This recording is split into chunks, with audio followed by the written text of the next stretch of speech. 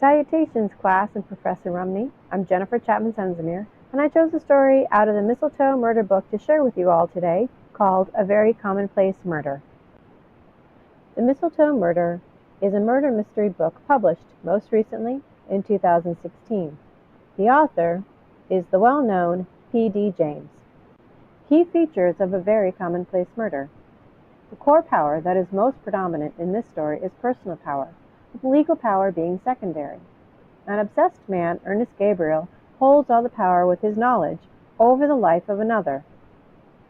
Gabriel is the main character and the one who holds all the cards. However, in Gabriel's daily life, he has an insignificant position as a filing clerk.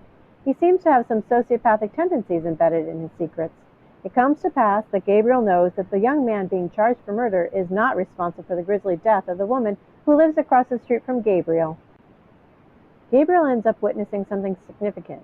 If he tells the authorities, he'll have to explain what he was doing at work after office hours.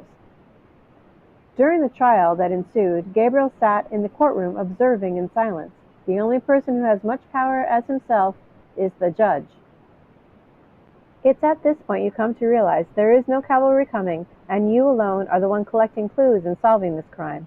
You are the detective, which may be a bit of a problem, primarily due to the fact that you're not aware of it until halfway through the story. Most of us are amateurs. Now we wonder if we've been paying close enough attention. Well, have you? Motive. Now we can get into the meat of it. Why would someone kill the victim Eileen? Was it an accident? Who benefited from her death? Maybe it was an act of passion by her husband. We've got the jealous husband, the friend who owns the flat. Mistaken identity? Robbery? Evidence. There is no hard evidence collected by the police. All we know is that Gabriel observed the young lover knocking on the door and then walking away. But why is Gabriel staying quiet? Doesn't it mean something to him that an innocent man will be executed? What is he hiding? So, what do we know? A. A woman Eileen was raped and murdered. B. The young lover, Dennis, is falsely accused. And C. Gabriel has the power to save Dennis, but isn't. It's clear during the entire story who has power here and who doesn't. The unfortunate Dennis has none. Gabriel clearly has tons, and the ultimate power is held by the judicial system. Why is Gabriel letting this poor innocent man die? Why does he vacillate between the desire to declare Dennis's innocence and then immediately think no one will believe him? Now that the police think they have their man, no one is looking for the real murderer. Who will be Eileen Morrissey's advocate? How will justice be served? My final question for you is...